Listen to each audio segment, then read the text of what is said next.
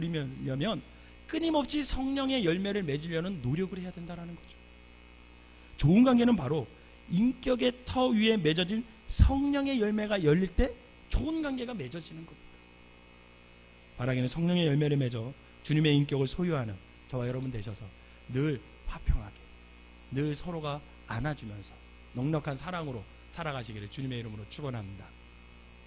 지금까지 성령의 역사가 어떻게 삶 속에서 표현되는지 살펴봤어요. 첫 번째 감동으로, 그죠? 두 번째 뭐요?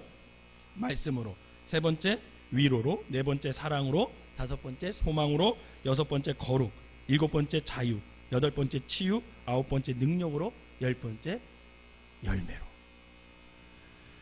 그러면 여러분 마지막 단계입니다. 이 귀한 성령님을 어떻게 받을 수 있느냐는 거예요. 어떻게? 아니 어떤 사람에게 성령님이 임하냐는 거죠. 그런데 여기에는요 하나의 답이 있을 수가 없어요. 제가 성경을 막 찾아보니까 여러 가지 상황 속에서 성령의 임재함이 나타나더라고요. 한번 찾아봅시다. 사도행전 2장 1절에서 4절 읽어봅시다. 시작. 오순절 날이 이미 이르매 그들이 다 같이 한 곳에 모였더니 호련히 하늘로부터 급하고 강한 바람 같은 소리가 있어 그들이 앉은 온 집에 가득하며 마치 불의 혀처럼 갈라지는 것들이 그들에게 보여 각 사람이 하나씩 임하여 있더니 그들이 다 성령 충만함을 받고 성령의 말하게 하심을 따라 다른 언어들로 말하기를 시작하니라. 아멘. 여기서 보니까 뭐 할 때 성령님이 임하셨어요? 그들이 한 곳에 모여 뭐 할 때? 기도할 때. 여러분 기도의 자리를 우습게 여기지 마세요. 여러분들이 기도의 자리를 소중히 여길 때 그 순간에 어느 순간에 성령이 임할지 어떻게 알아요? 여러분 기도의 자리를 소중히 여기시기를 바랍니다. 그 소중히 여기는 마음이 있을 때 성령이 임하는 거죠. 또 어떨 때 한번 성령이 임하는지 볼까요?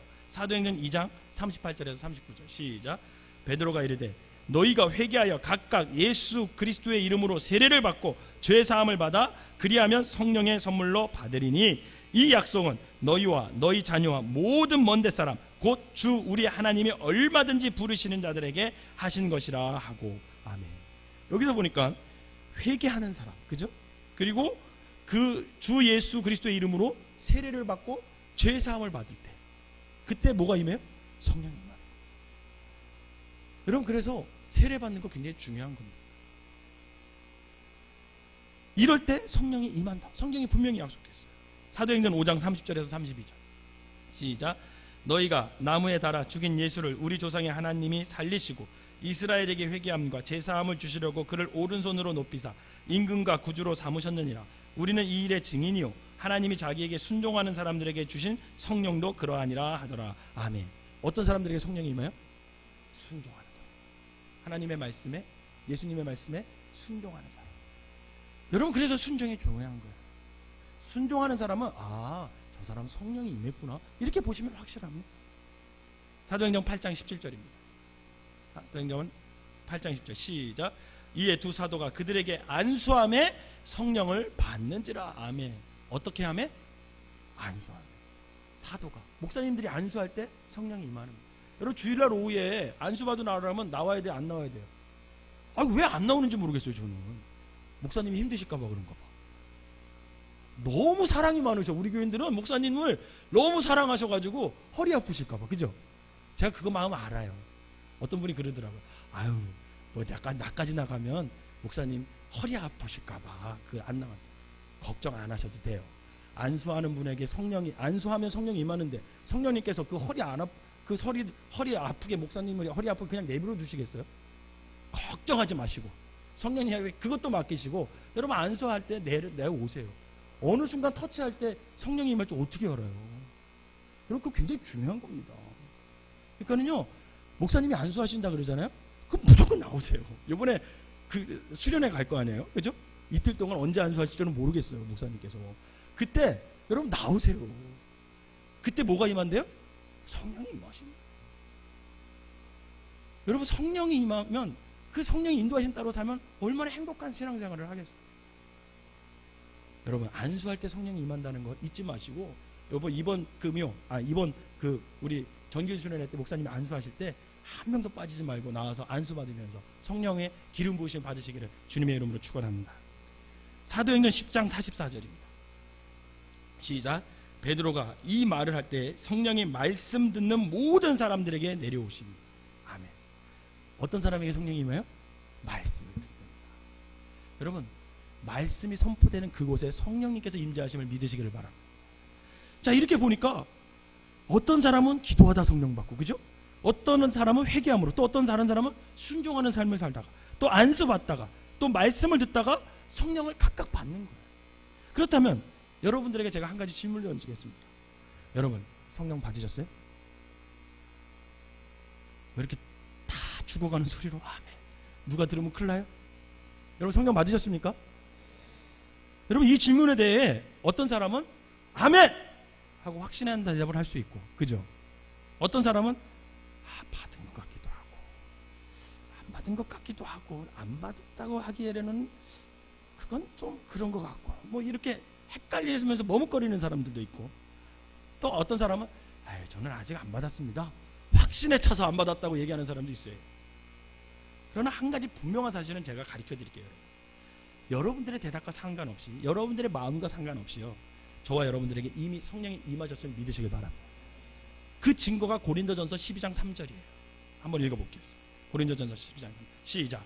그러므로 내가 너희에게 알리노니 하나님의 영으로 말하는 자는 누구든지 예수를 저주할 자라 하지 아니하고 또 성령으로 아니하고는 누구든지 예수를 주시라 할 수 없느니라. 아멘.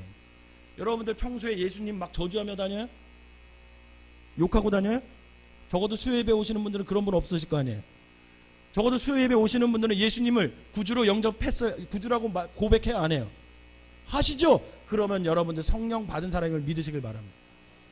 지금 우리가요, 예수님에 대해 관심이 있고요, 그분을 나의 구세주로 인정하고요, 하나님의 자녀임을 내가 믿고 교회 생활을 한다면 이미 우리는 성령님께서 어떻게 한 거예요? 임재하신 것임을 믿으시길 바랍니다. 성령님께서 우리에게 임하지 않으시면요, 우리가 예수님에 대해 관심조차 가질 수가 없어요. 관심조차 가질 수 없어요. 또 예수님을 구주로 고백해 가기는 더 어려워요. 또 교회에 나와 예배드리고 헌신하는 일, 여러분 그걸 어떻게 해요? 그건 불가능해요. 이미 우리에게 성령님께서 임하셨기 때문에 우리는 예수님을 부인하지 않고 그분에 대한 끊임없는 관심으로 그분에 대해 좀 더 깊은 것을 알기를 원하는 그 마음, 또 그분의 감동으로 예배드리고 그분으로 인해서 내가 헌신하는 것, 그게 다 성령이 여러분들의 임재한 증거라는 것입니다. 그러면 또 이렇게 질문할 수 있죠. 목사님, 저는 아직도 회개도 덜 했고 안수 받은 적도 없고 성령님을 받게 달라고 기도한 적도 없는데 내가 어떻게 성령 받았을까요? 이렇게 의문을 가지는 분들이 있어요. 다리나 그렇지. 여러분, 그 대답은 간단해요. 아주 간단합니다. 하나님께서요, 우리를 사랑하시기 때문에 그래요. 하나님이 여러분들과 저를 사랑하심을 믿으시길 바랍니다. 여러분, 사랑하는데 왜 안 주시겠어요? 내가 행한 것 아무것도 없음에도 오직 우리 하나님께서 우리를 사랑하심으로 인하여 저와 여러분들에게 성령을 보내주셨음을 믿으시길 바랍니다. 여러분, 사도 바울, 사울이 다메섹으로 가다가 부활하신 예수님하고 성령 체험하잖아요. 성령이 임하잖아요. 그가 뭔가 잘했어요? 그가 주님을 위해서 뭔가 헌신했어요? 아니에요. 전적으로 하나님의 사랑이 어떻게 한 거예요? 그를 붙잡아 준 거예요. 그래서 결국 그에게 임하신 성령님의 도우심 속에서 그는 위대한 사도 바울이 될 수 있었던 것입니다. 바라기는 성령 하나님의 임재가 나를 사랑하시는 하나님의 사랑으로부터 비롯됐음을 믿고 늘 성령님과 동행하며 살아가는 저와 여러분 되시기를 주님의 이름으로 축원합니다. 그렇다면 우리가 성령 충만한 삶을 살기 위해 그럼 어떻게 해야 되냐는 거죠. 히브리서 2장 4절입니다. 한번 읽어봅시다. 시작. 하나님도 표적들과 기사들과 여러 가지 능력과 및 자기의 뜻을 따라 성령이 나누어 주신 것으로서 그들과 함께 증언하셨느니라. 아멘. 여러분, 분명 우리가 성령님을 받기 위해서 아무 노력도 하지 않았어요. 그러나 하나님께서는 우리를 사랑하심으로 인해서 당신의 뜻을 따라 저와 여러분들에게 성령님을 보내주셨습니다. 여러분, 이거 믿으시기 바랍니다. 우리 하나님께서는 그런 분이세요. 그렇게 우리를 사랑해 주시고 늘 성령님을 우리에게 부어주셨어요. 그러므로 성령님을 어떻게 받느냐? 이 질문이 맞는 질문이에요? 안 맞는 질문이에요? 안 맞는 질문이죠. 그죠? 우리가 어떻게 받느냐? 방법을 알게 하시 아니라 그냥 성령님을 하나님이 우리에게 어떻게 하신 거예요? 사랑하심으로 부어주신 거예요. 부어주신 거예요. 다만 지금부터 우리가 집중해야 될 것이 뭐냐? 그것은 이미 우리에게 성령에 임하신 그 성령님을 날마다 우리가 인식하며 살아가는 거예요. 그리고 그분의 음성에 귀 기울이는 거예요. 자꾸만. 그리고 그분의 인도하심 따라서 내가 성령 충만한 삶을 살아가야지 결단하고 자꾸만 한 걸음 두 걸음 그렇게 발을 내딛는 것입니다. 다시 말해서 저와 여러분이 기도의 삶, 순종의 삶, 말씀의 삶을 살아간다면 그것은 성령님을 받기 위함이 아니라 이미 우리에게 임하신 성령님과 함께 우리가 성령 충만한 삶을 살기 위함이라는 거죠.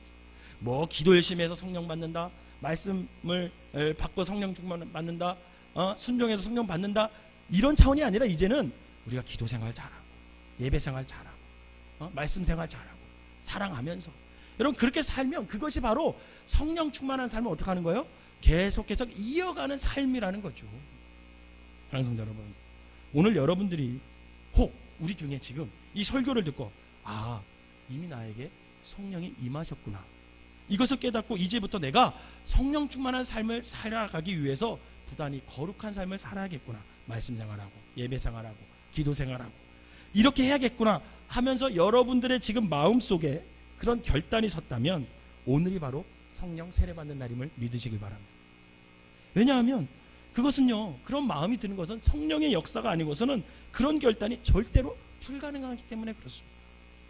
우리가 성령 세례는 평생에 한 번 받는 것이지만 성령 충만은 매일매일 이루어 가야 하는 것이죠.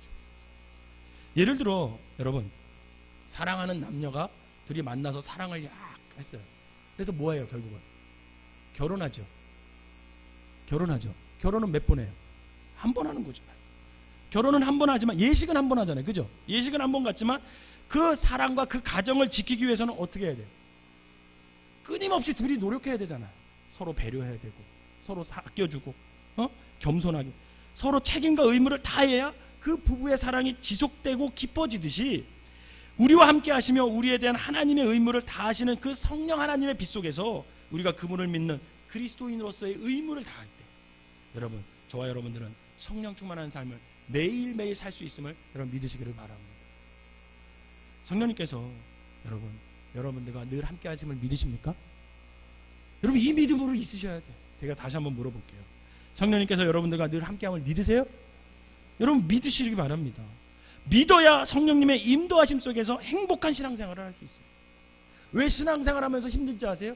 이 믿음이 안 생기는 거야. 이 믿음이 안 생기는 거야. 성령님이 함께함을 믿지 못하면요, 우리는 신앙생활하는 동안 늘 불평하는 거죠. 늘 원망하는 삶을 살 수밖에 없는 것입니다. 여러분, 저와 여러분들과 함께 하시는 이 성령님의 빛 속에서 저와 여러분들이 멋지고 아름다운 삶을 성령 충만하게 살 것인가? 아니면 성령님께서 우리와 함께 하심을 믿지 못하고 무력하게 원망하고 불평하며 그렇게 삶을 살 것인가? 여러분 그 선택은 전적으로 저와 여러분들의 자유라는 거예요. 그러나 그 선택이 우리의 자유인 만큼 여러분 그 선택의 결과에 대한 책임 또한 누구의 몫이에요? 나의 몫이죠. 나의 몫이에요.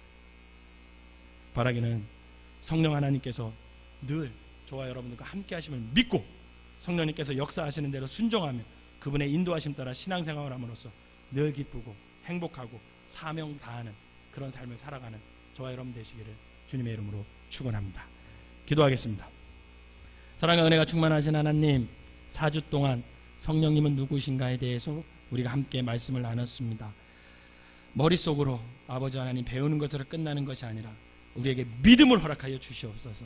성령님은 어떻게 분석해가지고 어떻게 우리가 그것을 지식으로 아는 것이 아니라 성령님은 믿고 체험하는 것임을 우리가 깨달아 우선 성령님이 나와 함께 하심을 믿음으로 고백하게 하시고 그 믿음으로 아버지 하나님 우리가 어떤 상황 속에서도 어떤 관계 속에서도 아버지 하나님 성령의 인도하심 따라 살아갈 수 있는 믿음의 사람들 되게 하여 주시옵소서. 성령 하나님께서 늘 나와 함께 하심을 믿고 성령님께서 역사하신 대로 순종하여서 그분의 인도하심 따라 우리가 신앙생활함으로 성령 충만하여서 아버지 하나님 아버지 사명 감당하게 하시고 그 사명 감당하는 것이 기쁘고 행복한 그리스도인들이 되어서 아버지 우리에게 임한 성령을 다른 사람들에게도 전하며 살아갈 수 있는 믿음의 사람들이 되게 하여 주시옵소서. 바울이 고백한 것처럼 성령의 역사가 아니고서는 내가 말하지 않고 어떤 일도 하지 않고 어떤 기적과 표적이 나타나지 않았다라는 걸 고백했던 것처럼 우리가 성령의 역사가 아니고서는 우리가 행동하지 않는 참된 그리스도인들이 되게 하여 주시옵소서. 예수님의 이름으로 기도하옵나이다. 아멘.